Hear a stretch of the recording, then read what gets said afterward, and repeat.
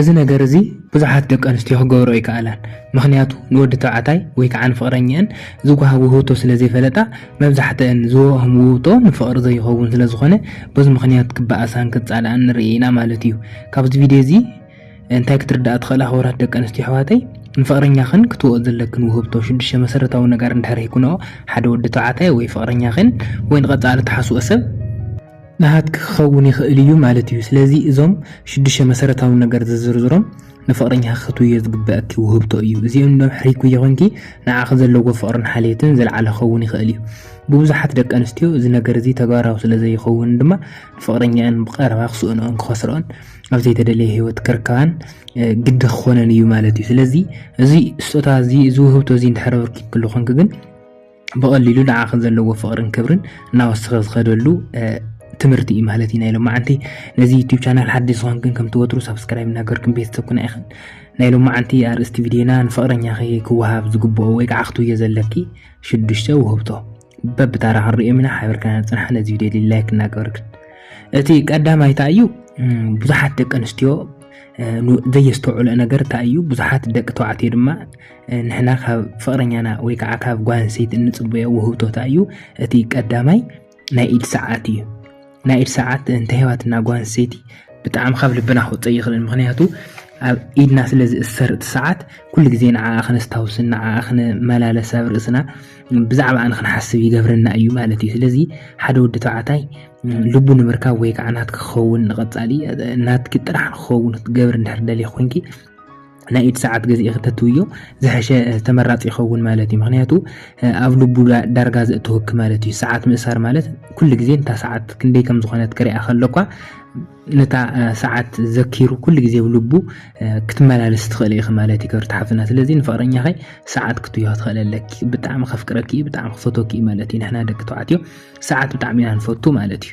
እቲ ካልኣይ ንፍቅረኛኺ ዝወሃብ ውህብቶ እንታይ እዩ ብሩር ወይ ከዓ ወርቂ እንተይኩዮ እውን ብጣዕሚ ዝገርም ማለት እዩ። ሕዚ ብሩር እንታይ እዩ ክሳድ ዝእሰር ወርቂ ድማ ከም ቀለበት ክኸውን ይኽእል ወይ ከዓ ኣብ ክሳድ ዝእሰር ክኸውን ይኽእል ዝተፈላለዩ ነገር መቸም መጋየፂ ከምዚኦም ዝኣምሰሉ ውህብቶታት እንድሕር ኮይኑ ወዲ ተባዕታይ ብጣዕሚ ቀልጢፉ ናብ ልቡ ዝኣቱ ነገር እዩ ማለት እዩ። ስለዚ ኩሉ ግዜ ክሳዱ ክኣስሮ ከሎ በቃ ኩሉ ግዜ ትሑዝ ምዃኑ ወይ ከዓ እስኺ ንዓኺ ዘለክ ፍቅሪ ዝለዓለ ምዃኑ ዘሪኤሉ ብሩር ኣብ ቀለበቱ ወይ ከዓ እንድሕር ኣብ ክሳዱ ዝኣስረልክ ኮይኑ በቃ ናት ክኸውን ይኽእል እዩ። ስለዚ ንፍቅረኛኺ ክትውዮ ዝግበአኪ ወይ ከዓ ንሓደ ወዲ እንድሕር ፈቲኽዮ ኮንክ ክትውዮ ዝግበአኪ ውህብቶ ወይ ንቐፃሊ እንድሕር ተሓስዮ ኮንክ ክትውዮ ዝግበአኪ ውህብቶ እቲ ካልኣይ ብሩር ወይ ከዓ ወርቂ እዩ ማለት እዩ። ክቡራት ደቂ ኣንስትዮ ኣሕዋተይ እቲ ሳልሳይ ድማ እንታይ እዩ ክዳን ወይ ከዓ ሸሚዝ ካብ ክዳናት እውን ሕጂ ዝፍለዩ ነገራት እንታይ ወዲ ተባዕታይ ክዳን ብጣዕሚ ዝፈትዋ ጓል ኣንስተይቲ ክቕበል ከሎ ወይ ገዚኣ ክተምፅኦ ንኽእላ ብጣዕሚ ዓብይ ነገር ገይሩ እዩ ዝሓስቡ። ግን እቲ ሳልሳይ መሰረታዊ ነገር ካብ ክዳን ፍልይ ዘብሎ ድማ ሸሚዝ ሓፂር ኢዱ እንተኮይኑ ብጣዕሚ ኳሊታ ዘለዎ ሓሪፍ ነገር እዩ ማለት እዩ። ስለዚ ኩሉ ግዜ ሸሚዝ ክትውዮ ትኽእል ኣለኪ ምክንያቱ ማለት እዩ። እቲ ራብዓይ መሰረታዊ ነገር ንፍቅረኛኺ ወይ ከዓ ቦይ ፍሬንድ ክትውዮ ዝግበአኪ እቲ ራብዓይ ድማ እንታይ እዩ ሽቶ ወይ ከዓ ጨና እዩ።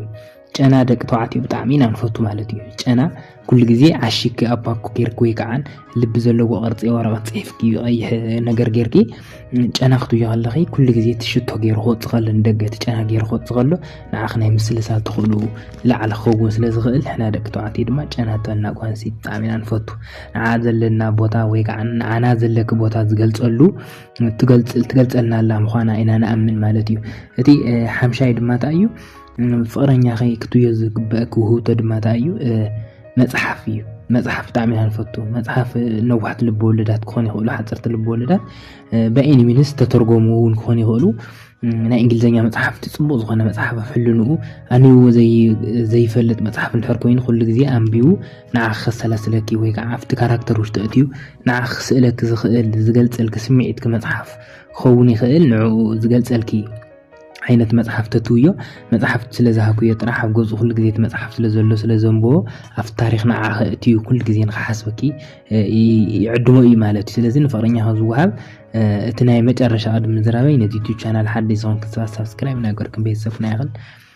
زي زازا ميديا أيو ناي زازا يوتيوب ميديا تخاتل تخنختوانا دما بخوري دمكن سكع موداتا حبيركنا سلزلهم تعمي زمسكن اتي شارشاي ناي موداتا عندما تأيو زي بوزحات دك انسيو خسمع معالي خلا زي خسمع معالي خلا I don't know ግን እቲ ሓቂ ወይ ክነጉዕ ስለዘለና እዩ ማለት እዩ እቲ ንፍቅረኛ ዝውሃ ውህብቶ ብጣዕሚ ንሕና ደቂ ተባዕትዮ ካብ ጓል ንፅበዮ ታዩ ድንግልና እዩ ማለት እዩ ድንግልና ነቲ ንስኽ ትደልዮ ሰብ እንድሕር ሂኩዮ ኮንኪ ኩሉ ግዜ ሓደ ወዲ ተባዕታይ ብድንግላ ስለዝረኸብኩ ዋና ተኸውን ይኽእል እየ ኢሉ ስለዝሓስብ ስለንሓስብ ንሕና ድንግልና እንድሕር ሂኩዮ ኮንኪ ብርግፅ ነገር እዚ ክስማዕ ማዓሉ ትኽእል ኢኽን ግን መብዛሕትኡ ናይ ሳይኮሎጂ መፅሓፍታት ከምዚ ዓይነት ሓበሬታ ስለዝሕብር ዘሎ እዩ ንፍቅረኛ ዝውሃብ ውህብቶ ድንግልና እዩ ማለት እዩ ስለዚ ድንግልና ናይ ስጋና ድንግልና ናይ ልቢ ተባሂሎም እኩልተ እዮም ዝምቀሉ ይርደአኒ እዩ ድንግልና እስ ዝብለክ ዘለኹ ግን ድንግልና ናይ ስጋ